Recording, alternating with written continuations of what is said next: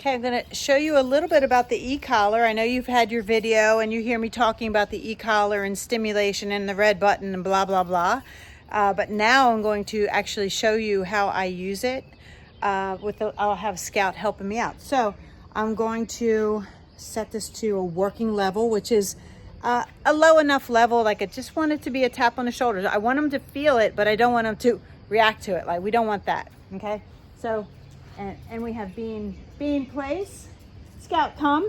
Press that button. Press and hold the red button. So he's not listening because he's distracted. So I'm going to take my dial here and clockwise dial up. Scout, come. Repeat the command. Press and hold. Release when he shows intention to follow through. Release that red button when he shows intent to follow. Place.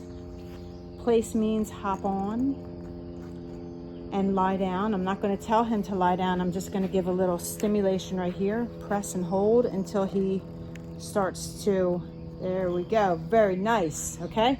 So this remote has two buttons. Okay. The settings for this particular model is, this is the momentary button. We never use that black button. This is continuous. And that's always the button I'm using because I want it to be continuous. What the dog feels is bop, bop, bop, bop, bop, okay? A blunted stimulation, okay, right here on the neck, like tapping him on the shoulder. That's the level I want it to be. I want it to be like a tap. I don't want it to be like a yell, okay? Maybe if you're out in the woods or something and he's not coming, he's chasing a pheasant or whatever, and he will not come and you see something he needs to get back to you, then you're going to be yelling at higher levels because you're overriding the mindset. He's in that arousal, state of mind. So you got to go above that to get him back. But for here, we're at working levels. Scout, come. Good boy. Verbal command there. If he did not come, I would be hitting. So he's veering off. Come. Press and hold. Place.